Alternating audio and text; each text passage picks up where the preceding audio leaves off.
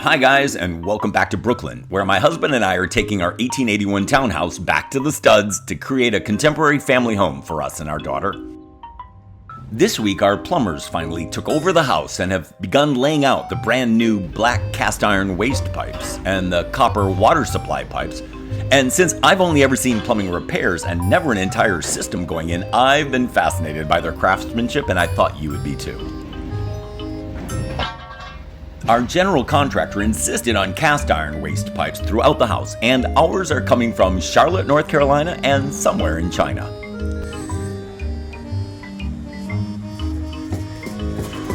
Down here in the cellar, they've already built the drain pipes under our ground floor rentals bathroom. Morning, guys. And are now slowly piecing the pipes together under that kitchen.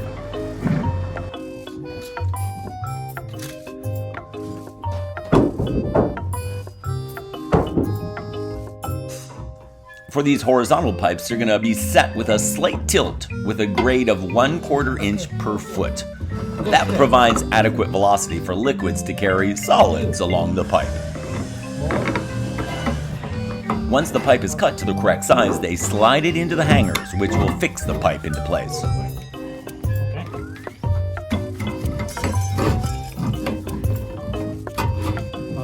Then they line it up correctly, and once the two sides match up, they slide on a rubber gasket. And then on top of it, a stainless steel clamp, which will get tightened down once the angles are perfect. Using this method, the plumbers slowly lay out the pathway from the sink or toilet down into the sewer, and make sure to keep the 5-inch diameter pipes tucked away between the joists and the beams. Starting here in the cellar, they build upwards, floor by floor, carefully turning corners and cutting through the floorboards to reach the rooms above. Here's a view of our entire plumbing system, which is called a riser diagram on our architectural plans. Splitting the house down the middle is our main vertical riser, where everything ends up draining down to the sewer under the street. On our top level, where we have our bedrooms, 2 bathrooms, and a laundry, you can see that every sink, toilet, bath, shower, or drain is shown here, as well as how it will drain into the main vertical riser, and how each item has an air vent above it. The same for our kitchen level, with the sink and dishwasher and our half bathroom shown. Then lower in the rental apartment, we have the kitchen and bathroom plumbing. And finally, in the cellar, we have another laundry and a sink, and below that, all the waste flows from under the house and out to the sewer line under the street. Here in our kitchen on the middle floor of the house, you can see our main vertical riser up against that kitchen wall.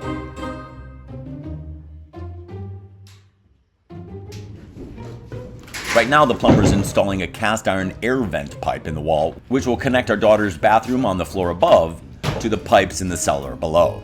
This particular pipe only carries air, not solid wastewater, and it provides additional circulation in the system, which keeps the wastewater swiftly moving downward. On our top floor, which has our bedrooms and bathrooms, the plumber's building the waste pipes for our double sink bathroom vanity, which is at the front of the house overlooking the street. Let's have another look at our plans for this room with 2 sinks, a toilet, shower drain, and a floor drain. Now that he's built the vertical risers, he's double checking their height before cutting the horizontal pipe that'll connect the two. Remember, this isn't for the wastewater, it's just for the air circulation so that the water in the sinks drains properly. To determine the length of the horizontal pipe, he first puts the corner fittings in place, including the rubber gasket and the stainless steel clamp, and he tightens them a little bit. Then he checks the pipe to make sure it's perfectly plumb vertically. I love the smart idea of having a magnet inside the level. He sees it's off center down below, so he makes some quick adjustments to where it's connected. Then re-levels the connection on top, and with his level again, checks that it's plumb.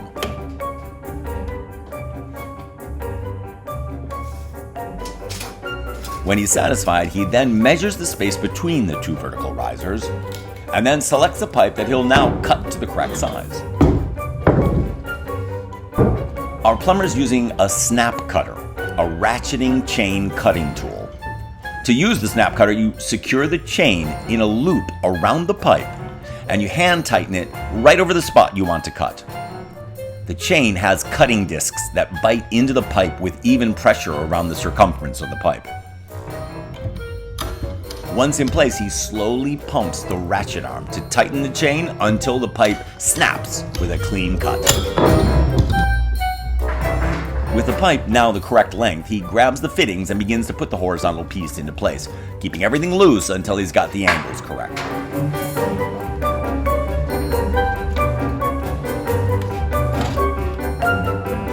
And checking the level to make sure the vertical risers are now in alignment, he finally begins to tighten down all the clamps until the entire structure is rigid.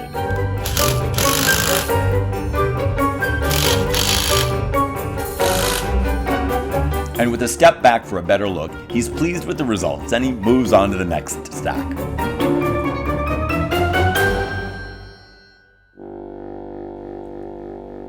Most older homes always had cast iron drain pipes and vertical stacks. The cast iron's dense and it's very hard to get it to vibrate to create noise when it's being used. Now, PVC is the opposite. It's not dense, and the cascading water from a toilet flush vibrates the pipe, creating an unpleasant noise. But given that PVC pipe is about 1/4 the cost of cast iron, it's clear why PVC has become so popular across the country.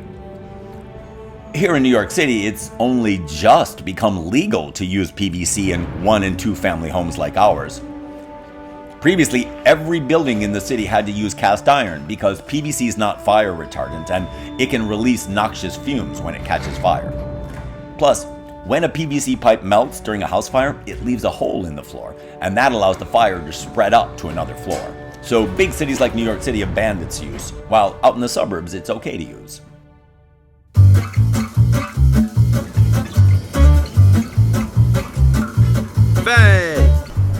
It's been a huge week of plumbing inside, and Martin's here. He's going to show us through the whole thing. Come on. This would be your piping for the sink that's going to end up being installed in the island. So this is your waste line and the vent line for the sink mounted on the island. In the rental apartment. Yes. So we got to the point in the house where we actually could start running some plumbing, which is the major part of the guts of the house, right? All starts in the basement, and the first thing you need to do is you need to explore and find out if your underground pipes are in a good shape or not. What do we find out? Well, we find out they're in a good shape, actually, surprisingly. So they're all buried underground and nothing happened to them. Good. There was no moisture coming in, so they're healthy, they're in a good shape. So this is where we can save money. We don't have to rip the basement floor apart and remove those pipes. We can connect straight to them. Great. So what happens is you start in the basement and you start bringing your pipes up. And the locations of these pipes is determined where the bathrooms and kitchens and everything is going to be. Now the main points are toilets. And the reason why is because the toilets have the thickest pipes. This is your main riser pipe. Everything falls through that pipe. Everything ends up being connected to that pipe throughout the entire house. It's a 4-inch cast iron pipe. That pipe, as you can see over here, provides drainage for every possible sink in your house, which would be your powder room, your bathrooms, your kitchen, your dishwasher. Every water that you throw down the drain ends up in this pipe. So you need to take few things into consideration. Because the pipes are quite big, right, that will affect your layout to some degree. So number one, you need to have room within the wall to fit that pipe. Number two, you need to be smart about it, how you run it, so you don't have to create any soffits and any unnecessary build-outs in your floors and your ceilings and so on to make sure those pipes are fitting. You need to make sure that you create a proper pitch, which is right. an angle over here that would make the water flow down into the pipe freely. Everything is being flown by gravity. Yeah. You don't need any pumps. Right. So the water should go down without any interruptions. So if you follow that pipe upstairs, you want to make sure that this main pipe is as close to the toilets as possible, because the toilet takes the worst waste, the biggest pieces, and all of that needs to fall in.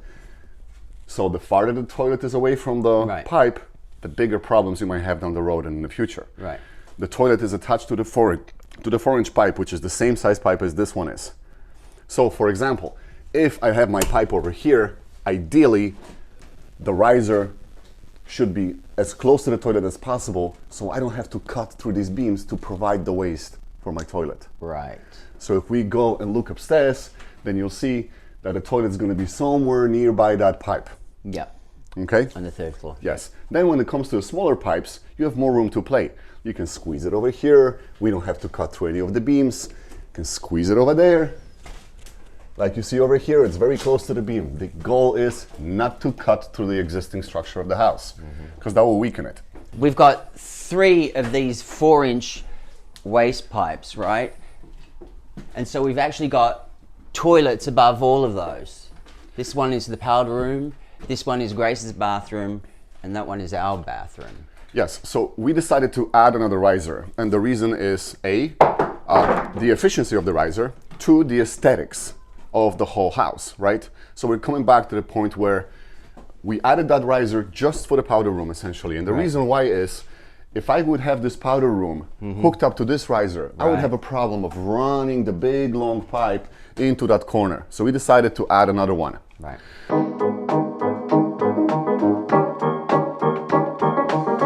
So when you look at the plans, you can see the suggestions of riser placement on the plans. So we're looking at the top floor. There's one riser over here. That riser will take care of the master bathroom, which has a shower, toilet, and 2 sinks. Then there was a second riser suggested to be placed over here.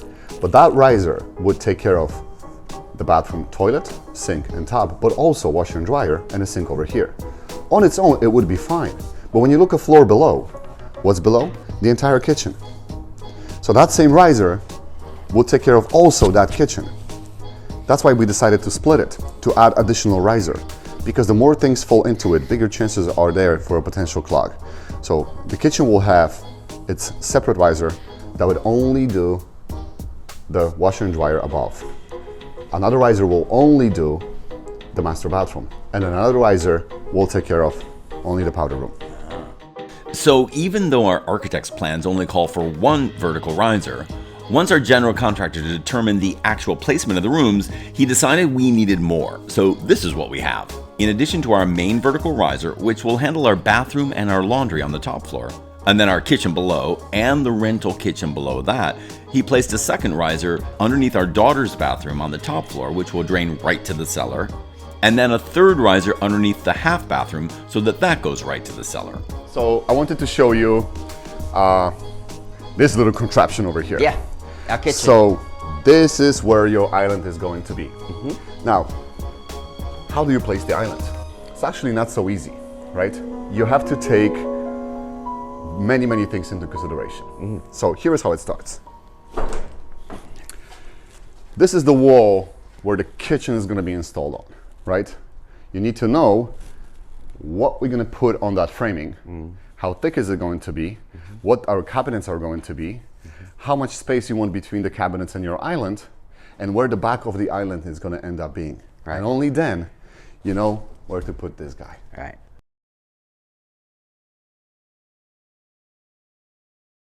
That's where the toilet is going to be. That's where the shower is going to be, right? So what we do is, because we can't complete framing for the walls just yet, since the roof isn't finished, we're trying to measure out exactly and locate where everything is going to be happening. Right. Now the crucial parts are bathrooms, right? The most crucial parts. If your room gets shrunk or extended by 1 inch, nothing's going to happen. If that happens to a bathroom, then it doesn't look good, right? For example, if I have that pipe over here instead of being over here, what happens is you have a big space behind the toilet tank, and that just doesn't look good. So when you have the knowledge of how everything works and it's put together, what dimensions are being applied to certain fixtures, then it's easy to do. We know the toilets are 12 inches on center on the pipe. We know exactly how far they're going to go from the center of this pipe to the wall. We know what the wall finish is going to be. There is going to be a drywall over here, right? Because it's a dry area. Then there is going to be adhesive. Then there is going to be tiles. You can determine how thick that wall is going to be. Then you add the distance for the toilet, and you can ideally place it on the floor over here without having any walls up and any finishes up. Those are the crucial parts. Why? Because once this gets finished and all connected, and it turns out you made a mistake, then there is so much work to redo it and to make sure it's right. And this is when people say cutting corners. You're finding you made a mistake, and then you don't do anything about it. Right. Then you try and convince the client this is okay. Well, it's not, and never is. So you should be paying attention to those things, because how you do all the guts of the house will show you how your house will look at the end. And that's very important.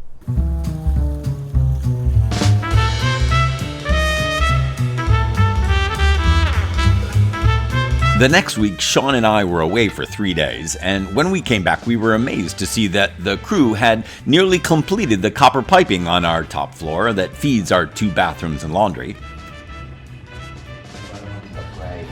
I like the way our plumber builds himself a temporary table where he keeps all his fittings and supplies for easy access. The plastic pieces are used to hold the copper pipes securely to the walls. Copper plumbing can normally be expected to last 50 to 70 years. Copper is both rust-proof and corrosion-resistant. It even creates a biostatic atmosphere in the pipe, which makes it difficult for bacteria to grow inside. Copper pipes come in long, straight runs that are cut to size using a simple cutter with a blade that puts pressure on the pipe, and with a few easy turns, it easily slices through.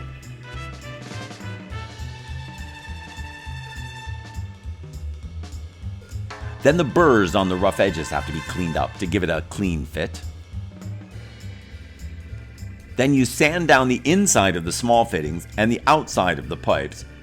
Polishing both surfaces is critical. Blemishes left on the connecting surfaces are likely to produce leaks later because the solder won't bond properly.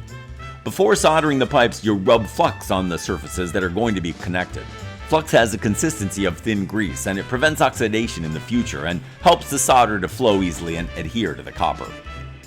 Since the copper water pipes are going in after the cast iron, they often have to be built to go around the waste pipes and turn corners.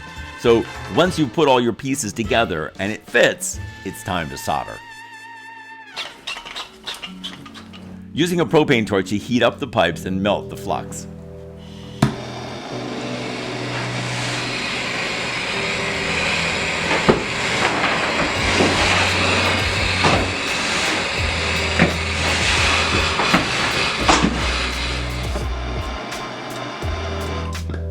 The flux will pull the silver metal solder in between the pieces and create a solid seal.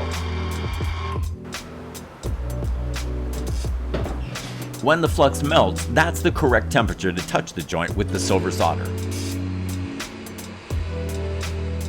This steam is coming from the melting flux that the plumber's heating up over there. Once the pipe is cooled, you just wipe off the extra flux and you have a beautiful copper pipe connection. Over 4,000 years ago, copper pipes were first used in Egypt during the construction of a pyramid built as the final resting place of King Sahur. These copper pipes were used to drain water that was carried into the temple to bathe the king's statues. How about that? Although the pyramid itself and the surrounding temples are crumbling away, the copper piping has survived, demonstrating the longevity of copper as a plumbing material. Copper water pipes started becoming common in new North American homes starting in the 1930s and have remained more or less the go-to ever since. Lead pipes were used prior to World War II because lead was flexible and extremely durable, which made it an ideal piping material. But lead pipes have mostly been replaced by now once the dangers of lead poisoning was discovered. Galvanized steel was also common until the 1970s. Plastic enjoyed a bit of a boom during the 1980s and 90s and overtook copper in homes at the time, but copper remains the leading material in homes today. Ooh. All right now. Okay. There it is. So, That's a wall full of pipes. our kitchen is about here. We've got copper pipes going to the powder room in that direction. Going up to Grace's bedroom in that direction. Wow. Sewer pipes coming down from our laundry and our bathroom. So it's all on one wall. All the wet stuff is on one wall. So if we've got a leak, we know where it is. Right, there's the front of the house. Right, that's looking up at our bedroom and our bathroom area. These are the 2 basins from our vanity. Right. And then that's our toilet, and then that's our shower, and then the laundry, then Grace's bathroom.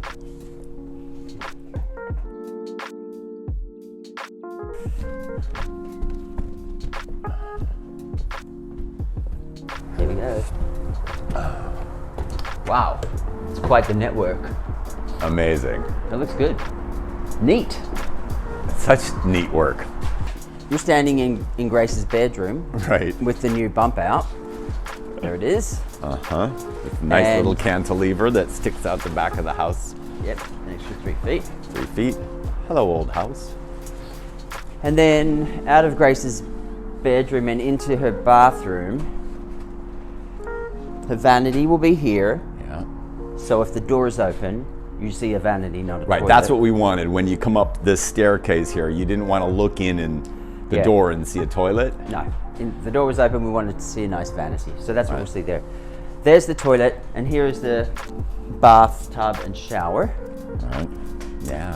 Then this area here is our tiny little laundry. It's about 5 by 7. It's not very big. And then over here is the main bathroom. So we have 2 vanities. Or 2 sinks. Yeah, One two- vanity, 2 2 sinks. sinks. This is a pipe for the toilet. Uh-huh. There's the toilet there.